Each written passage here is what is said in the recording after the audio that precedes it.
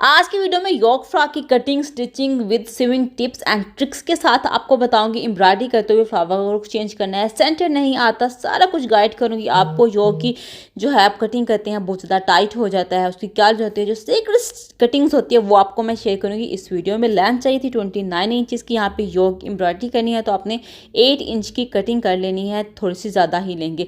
इसके नीचे हमने दानेदार सी इस तरह की जो कि मिलती है ना चेपी, हमने वो पेस्ट कर देनी। ये फैब्रिक के अंदर अच्छे से जज़ब हो जाती है, जिसकी वजह से एम्ब्रॉयडरी जब भी हम करते हैं ना वो हमारी इक्वल आती है, और जो इकट्ठी और बबल्स आए होते हैं वो नहीं आती, नीट आती है।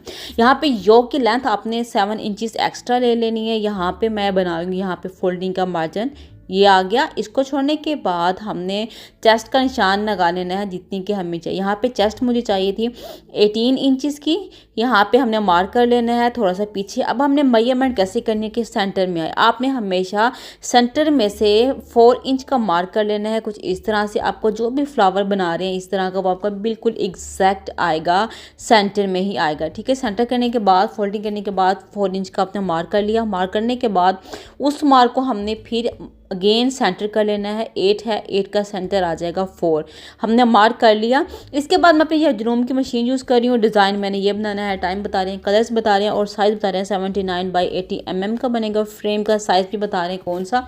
यहाँ पे मैंने फ्रेम का साइज़ जो है वो A इस तरह से ले ली है। अब फैब्रिक को हमने इसमें एडजस्ट कैसे करना है।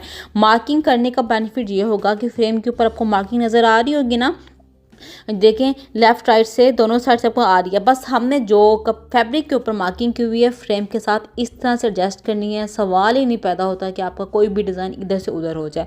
आप यहाँ पे अपने ध्यान रखना है कपड़े में कहीं पे भी लूजिंग नहीं होनी चाहिए, आपका अच्छे से टाइट हो। हार्ड चेपी लगाएंगे तो आपका फ्रेम अच्छे से टाइट नहीं होगा, इसलिए आपको मैं यही प्रेफर करूँगी। नॉर्मल फुट हमने हटा देना है। इसके बाद आराम से हमने फ्रेम को एडजस्ट करना। अक्सर कहते हैं ना कि हमारी एम्ब्रॉयडरी सही नहीं होती, इक्वल नहीं आती, उसकी बड़ी रीज़न होती है हमने एडजस्ट नहीं किया होता। जब भी आप इसको यूज़ करें स्कैन कर लेना है। स्कैन करने के बाद जब भी एम्ब्रॉयडरी स्टार्ट करने लगे नीचे आपने एक पेपर या न्यूज़पेपर लाजमी रखना है। इससे क्या होगा, जब हम एम्ब्रॉयडरी हम कोई भी कर रहे होते हैं, खिंचाव थोड़ा बहुत लूजिंग होती है ना, वो कपड़े में बल आ जाते हैं, वो नहीं आएंगे। प्रॉपरली आपकी एम्ब्रॉयडरी होगी। जब हो जाएगी मैं आपको दिखा दूंगी। तो मशीनें हमारी आउटलाइन देना स्टार्ट हो गई हैं। जिनके पास भी जनूम के या सिंगर्स के इस तरह के मॉडल्स हैं, आप वेरिएशंस खुद ही घर बैठे कर सकते हैं। ये देखें, जब बातों बातों में ऑलमोस्ट जो हमारा फ्लावर बना रहे थे वो हमारा डन हो गई। इस तरह से आउटलाइन अक्सर करें, यहाँ पे गैदर्स आ ही जाती हैं। पेपर्स रख लेंगे तो गैदर्स बिल्कुल नहीं आएंगे, आपकी एम्ब्रॉयडरी बहुत नीट और बहुत अच्छी बन जाएगी। इस तरह की मशीन में आपको कौन सी एम्ब्रॉयडरी में प्रॉब्लम फेस करनी पड़ती है कमेंट्स करके बताइएगा, इस पर भी आपको सोन वीडियो बना दूंगी। ये देखें जी, तो ये हमारी बातों में एक साइड का हो गया है डन।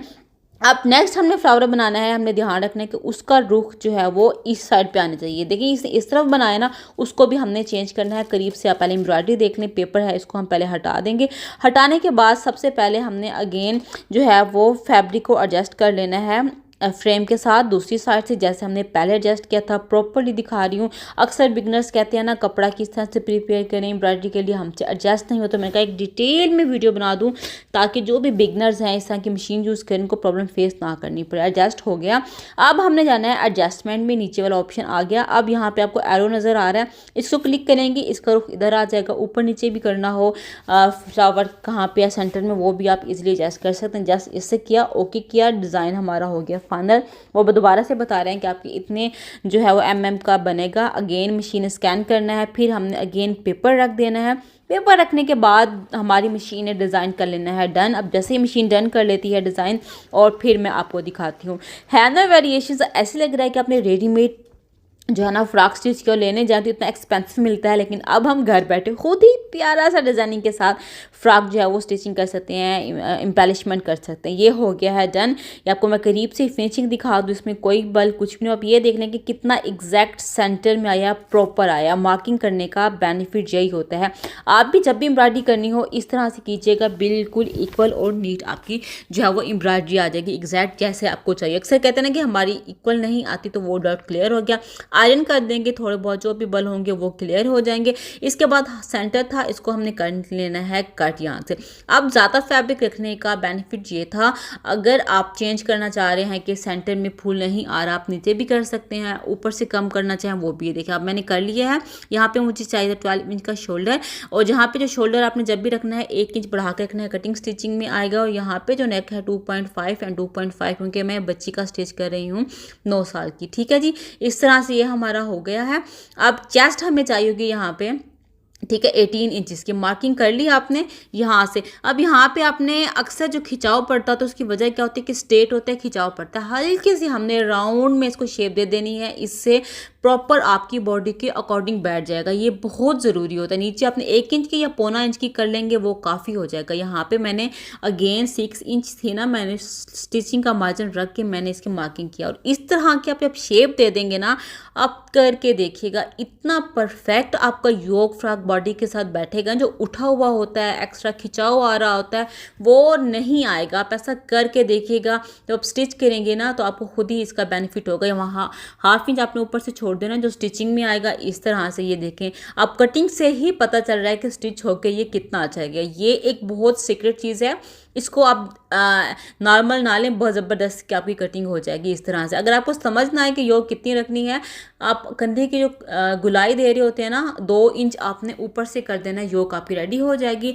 अब फ्रंट साइड पे आपने क्या करना है, इस तरह की स्टिच बड़े करके अपने हाथ से गैदर्स दे देने। गैदर्स देने के बाद योग से मये कर लेना है, इक्वल हो रहा है। अब मिस्टेक क्या करते हैं, योग ऊपर होती है गैदर्स नीचे, ऐसे नहीं करना। जब भी आपने कोई भी फ्रॉक चुनर्स स्टिच कर रहे हो, चुनर्स वाला, चुनर्स हमेशा ऊपर की तरफ आते हैं, उसको चुनते हैं। देखिए मैं किस तरह से उसको ठीक कर रही हूँ, इधर से भी ठीक कर रही हूँ, फिर जाके मैं सिलाई दे रही हूँ। यही छोटी छोटी सी टिप्स एंड ट्रिक्स होती हैं, इसका ख्याल रखा जाए ना तो हमारा कोई भी फैब्रिक जो स्टिच करते हैं बहुत अच्छा होता है।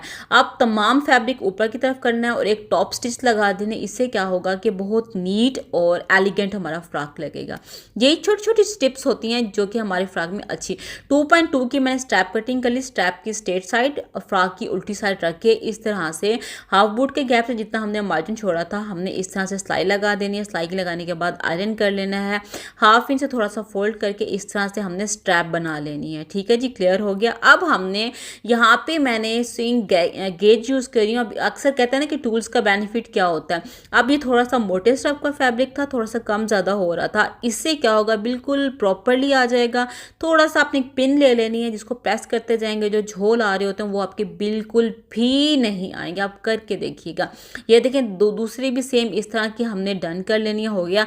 अब आते हैं बैक साइड की तरफ। एंकर के थ्रेड ले लिए हैं, यहाँ पे मैंने 2 कलर्स के, और मार्किंग कर ली अपने स्केल्स के साथ। यहाँ पे स्केल के नंबर जो गैप है 1.2 इंच का ले लिया, मार्किंग कर ली। पहले हमने एक लाइन रेड की लगा देनी है, एक लाइन को छोड़ देना, वहाँ पे हम ग्रीन कर देंगे। उसके बाद हमने अगेन जो है वो रेड की कर देनी है। इसमें एक चीज़ आपको मैं बताते जाऊँ, अक्सर जब हम ऊपर एंकर थ्रेड यूज़ करते हैं, यहाँ पे हमने टेंशन को लूज़ कर देना होता है क्योंकि मोटा होता है, और जो बॉबन केस का स्क्रू जो होता है उसको हमने थोड़ा सा टाइट कर देना है, तब हमारा बहुत नीट आ जाएगा। चलें जी, ये देखें, ये भी हमारा डन हो रहा है। ग्रीन लाइन्स हमने लगानी थी, ये हमारी हो गई हैं सारी डन। अच्छी लग रही है ना, बस थोड़ी सी एम्बेलिशमेंट कर देना, आपका एक नॉर्मल ड्रेस बहुत ज़बरदस्त होता है। अब आपने फ्रिल का सेंटर लेना है, योग का सेंटर को लाजमी अपने पिनअप कर देना, इधर उधर ना हो। इसके बाद अगेन वही फ्रिल को अपने ऊपर रखना है, और सेम चुनर्स जहाँ पे सिलाई लगाए थे उसके ऊपर हमने सिलाई लगा देनी है ना आसान। अब आप योग फ्रॉक खुद ही घर बैठे इजीली स्टिच कर सकते हैं बगैर किसी एफर्ट्स के। ऊपर आपने एक टॉप स्टिच लाजमी दे देना है। इससे क्या होता है कि एक थोड़ा सा मोटा सा फैब्रिक है ना, वो एक फिक्स पॉइंट पे आ जाता है तो बड़ा अच्छा सा लगता है। ठीक है जी, ये देखें, ये हमारी स्टिच हो गई सारी। मैंने कहा आराम से वीडियो बना दूं ताकि जो बिगनर्स हैं उनको किसी किस्म का मसला ना हो। अब बारी आती है इनको ज्वाइन करने की। दोनों फ्रंट साइड को पैनल्स हमने ले लिए हैं, इसको फोल्ड करना है। जितना आपने फोल्ड कर लिया, ऊपर से जो हमने जोड़ लगाया था उसको इक्वल करना है और मार्किंग कर लेनी है एग्जैक्ट। आपने थोड़ा सा ऊपर ओपन रख देना है ताकि पहनते हुए मसला ना हो, और बिल्कुल इसके ऊपर आपने एक स्टिचेस लगा देनी है ऐसे। है ना आसान तरीका, आप आराम से कर सकते हैं। किसी भी साइज़ में आपने बनाना हो योग की, अगर आपको समझ नहीं आ रही, आप कटिंग करते हैं ना अपना कंधा 1 इंच ज़्यादा कटिंग कर लेना है। जहाँ पे कंधा आपका ख़त्म हो ना, गुलाई 2 इंच ऊपर से आपने कट कर देना, वो आपकी योक रेडी हो जाएगी। चलें जी, ये हमारा फ्रंट हो गया रेडी और ये हमारा आ गया बैक। बैक को भी हम इस तरह से ज्वाइन कर लेते हैं, साइड की सिलाई लगा लेते हैं। वो तो सबको आती होगी, आसान है, मैंने कहा चलें फिर भी आपको दिखा देते हैं। इस तरह से पुख्ता लाजमी कीजिए, कर लिया करें, क्योंकि वो बाज़ दफ़ा 1-2 बार हम वॉशिंग करते हैं उधर जाती है सिलाई, तो वो फिर अच्छा भी नहीं लगता। चलिए साइड की भी सिलाई हमारी हो गई है डन। इस तरह से कैसा अच्छा लग रहा है ना। अब बात है फोल्डिंग पे, ये अगर आपका थोड़ा सा ऊपर नीचे हो गया तो बहुत बुरा लगता है। जब भी स्टिचिंग करने लगे पिनअप कर दिया करें इसको स्ट्रेट रखने के बाद, और फिर हमने 1 इंच की मैंने यहाँ पे फोल्डिंग रखते हुए जो है वो मैंने फोल्डिंग करते हुए मैंने इसको स्टिच कर देनी है इस तरह से। अगेन स्टिच गाइड है पड़ा, इसका यही बेनिफिट होता है कि आपका हर काम बहुत नीट और बहुत इक्वल आता है। यहाँ पे अक्सर खिंचाव पड़ता है ना, आपने 1 इंच तक एक्स्ट्रा कपड़ा कट कर देना है तिरछा करके इस तरह से। अब यहाँ पे मोटा भी नहीं होगा, खिंचाव भी नहीं होगा, स्टिचिंग भी स्ट्रेट आएगी और टेढ़ा मेढ़ा भी नहीं। अक्सर यहीं पे हो जाता है ना, तो अब आपको इस तरह का कोई मसला भी नहीं होगा। ये देखें जी, तो ये हमारी नीचे की स्टिचिंग हो गई। आ गया बैक गला, इसकी हमने कटिंग कर लेनी है। कटिंग करने के बाद हमने इसकी स्लीव जो है वो हमने रेडी कर लेनी है। इसकी वीडियो मेरी ऑलरेडी चैनल पे मौजूद है, आप इसको देख लीजिएगा, नहीं देखो तो वरना वीडियो बहुत लंबी हो जानी थी। तिरछी मैंने जो है उरेब मैंने स्टैप कटिंग कर ली। अच्छा, अक्सर कहते हैं ना कि हम जब भी इस तरह का लगाएं तो बल बहुत आते हैं। अब आप ये तरीका गौर से देख लें, किसी भी किस्म का छोटे से छोटा बड़े से बड़ा नेक लाइन हो, कभी भी चुनर्स नहीं आएंगी।